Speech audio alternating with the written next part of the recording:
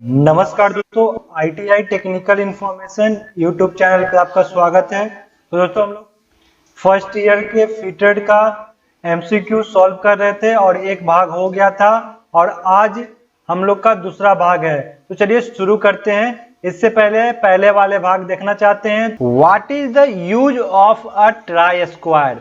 एक try square का उपयोग क्या है? तो ट्राई स्क्वायर के द्वारा हम लोग चेक राइट एंगल समकोण जांच करने के लिए ट्राई स्क्वायर का प्रयोग करते हैं।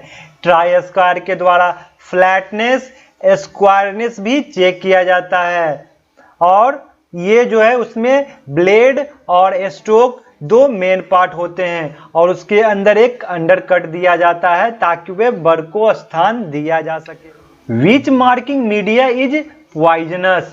कौन सा मार्किंग मीडिया जहरीला होता है?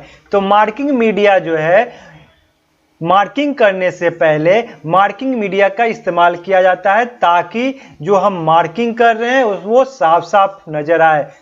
तो कौन सा मार्किंग मीडिया है जो जहरीला होता है? तो कॉपर सल्फेट एक मार्किंग मीडिया है जो जहरीला होता है। तो इसका करेक्ट आंसर होगा ऑप्शन सी। पार्सियन ब्लू जो है वो सूखने में टाइम लेता है लेकिन फिनिश सरफेस पे इस्तेमाल किया जाता है। व्हाइट वॉश जो होता है वो रफ सरफेस या which part of universal surface gauge hold the scriber? Universal surface gauge का कौन सा हिस्सा स्क्राइबर को पकड़ता है? तो स्क्राइबर को पकड़ने के लिए स्नग का इस्तेमाल किए जाते हैं। स्नग के द्वारा ही स्क्राइबर पकड़ा जाता है। इसका करेक्ट आंसर होगा option A. What is the name of the vice? इस वाइस का नाम क्या है? तो देखिए इस वाइस को और पहचानिए, ये हैंड वाइस है। तो इसका करेक्ट आंसर होगा ऑप्शन सी, हैंड वाइस। इसका प्रयोग जो चाबी बनाते हैं वो लोग करते हैं। चाबी बनाने में या छोटे छोटे जॉब को पकड़ने के लिए हैंड वाइस का प्रयोग किया जाता है और ये हैंड वाइस खुलता है, ओपन जो होता है एक तरह से सर्कुलर में ओपन होता है। Why breakage of teeth occurs easily while sewing of thin workpiece and start of cut? पहले कट और पतले वर्क पीस को काटते समय दांतें बहुत आसानी से क्यों टूटते हैं? वैसा इसलिए होता है क्योंकि हाथ का बल केवल कुछ दांतों पर काम करता है। यदि आप हाथ का बल कुछ दांत पे ही लगाएंगे, force hand force act only upon few teeth, यानी कि कुछ ही दांतों पर हाथ का बल लगाएंगे तब वो जो है दांत तोड़ देता है। तो ये इस कारण से ये टूट जाता है। तो इसका करेक्ट आंसर होगा option D. Which chisel is used for squaring material at the corner and joints? Corner और ज्वाइंट्स पर मटेरियल को चौकोर करने के लिए किस चीजल का प्रयोग किया जाता है? तो दोस्तों कॉर्नर पे स्क्वायरिंग करना है और ज्वाइंट्स पे स्क्वायरिंग करना है तो वहां पे डायमंड पॉइंट चीजल का प्रयोग करते हैं। तो इसका करेक्ट आंसर होगा option D. Name the part of hammer marked as X? ये जो एक्स भाग है उस हैमर में क्या नाम दिया गया है? तो वे है चीक। तो इसका करेक्ट आंसर होगा option C, cheek. Which angle is represented by the symbol gamma on cutting chisel? काटने वाले छेनी पर प्रतीक गामा द्वारा किस कोण को दर्शाया गया है? तो यहां देख सकते हैं कि गामा यहां पे दर्शाया गया है। तो वो कटिंग जो है टूल्स है उसके फेस और समकोण जो है उसके बीच का एंगल को बोला जाता है रैक एंगल। तो इसका करेक्ट आंसर होगा ऑप्शन ए रैक एंगल। और ये जो है अल्फा जो है वो होता है क्लियरेंस एंगल, और ये जो होता है एंगल ऑफ पॉइंट, और यहां से यहां तक जो एंगल बनता है उसको एंगल ऑफ इंक्लाइनेशन कहा जाता है। Name the property of metal which can be drawn into wire without रैप्यूचर।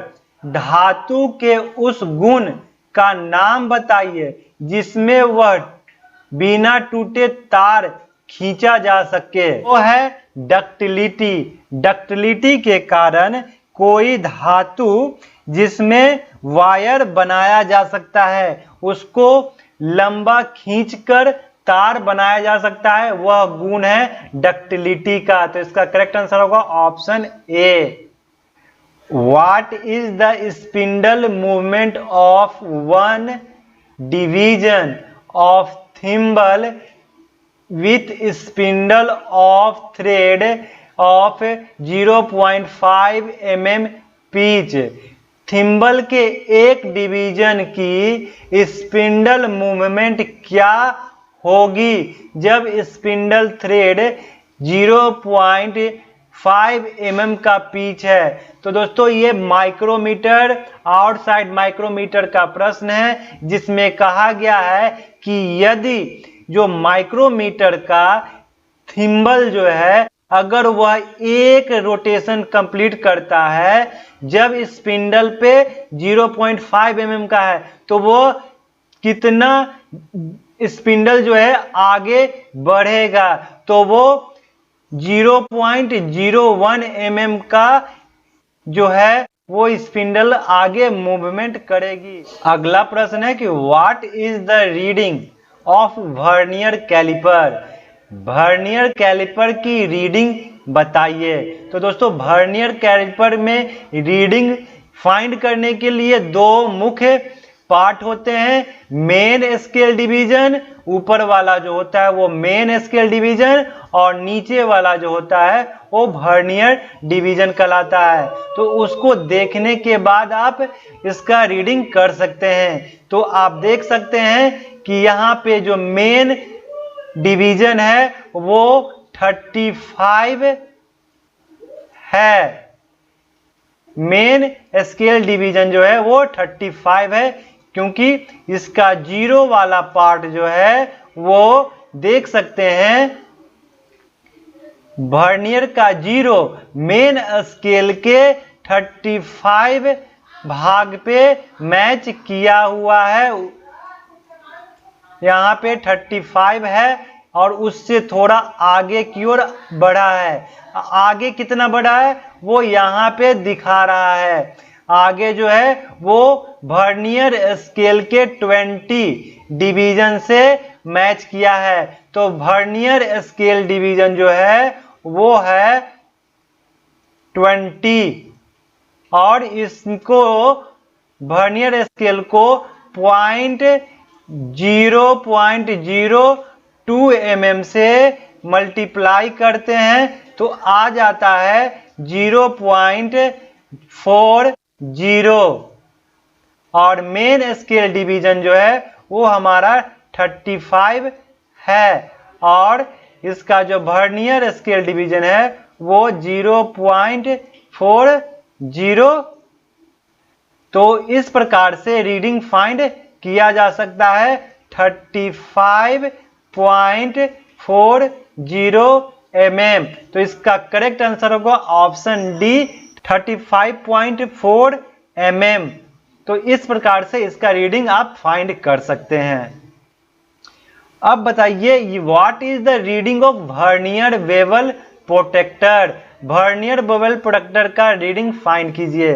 तो दोस्तों वर्नियर बेवल प्रोटेक्टर का लिस्ट काउंट जो होता है वो 5 मिनट होता है और इसी के अनुसार इसका लिस्ट इसको फाइंड किया जाता है रीडिंग। तो आप यहां देख सकते हैं ये जो है 0 से लेकर 90 डिग्री और 90 से लेकर 0 डिग्री मिलाकर कुल 360 डिग्री में मेन स्केल डिवीजन ये बटा हुआ होता है। और ये वर्नियर स्केल डिवीजन जो होता है वो यहां से लेकर 0 से लेकर 60 तक लेफ्ट और 0 से लेकर 60 राइट होता है। और जब आप काउंट करेंगे तो इसका क्लॉकवाइज और एंटी क्लॉकवाइज काफी ध्यान दिया जाता है। तो आप देख सकते हैं एरो जो है वो क्लॉकवाइज है, तो इसका काउंट जो होगा पहले मेन स्केल डिवीजन देखेंगे वो 0 से काउंट करेंगे। और आप देख सकते हैं कि यहाँ 40 और 40 के बाद एक है तो 41 इसका जो है मेन स्केल डिवीजन है। और उसके 41 और 42 के बीच में एरो है, तो वहां पे अब नीचे हम लोग देखेंगे इसका वर्नियर स्केल डिवीजन। तो वर्नियर देखने के बाद आपको पता चलेगा ये 30 है, उसके बाद ये 35 है और ये 40 है, ये 45 है और ये जो है 50 है और ये 55 है और ये 60 है। तो यहाँ पे आप देख सकते हैं कि यहाँ पे ये वाला भाग जो है वो 50 मिनट पे टाई किया है, एरो दिखा रहा है। तो इस प्रकार से ये है आपका 41 डिग्री 50 मिनट। तो इस प्रकार से इसका रीडिंग फाइंड किया जाता है वर्नियर बेवल प्रोडक्टर का। उसका सबसे पहले हम मेन स्केल डिवीजन देखेंगे और वर्नियर स्केल डिवीजन देखेंगे। अगला प्रश्न है what is the use of feeler gauge. Feeler gauge का उपयोग क्या है? तो फीलर गेज का प्रयोग दो पार्टों के बीच के गैप को चेंज करने के लिए इस्तेमाल किया जाता है। तो इसका करेक्ट आंसर होगा option D, check the gap between mating part. मिलने वाले भाग को बीच की जांच करना इसका मेन काम है। तो दोस्तों ये बहुत ही महत्वपूर्ण प्रश्न आईटीआई के फर्स्ट ईयर के छात्रों के लिए है। ये क्वेश्चन बार बार पूछे जाते हैं। कैसा लगा वीडियो कमेंट करके बताएं। वीडियो को लाइक और शेयर करना ना भूलें। यदि अच्छा लगे तो अपने मित्रों को सब्सक्राइब करने के लिए कहें। यदि आप अब तक चैनल पे नए हैं तो चैनल को सब्सक्राइब कर दीजिए, बेल आइकन को प्रेस कर दीजिए ताकि इस प्रकार का अपडेट सबसे पहले आपको मिले।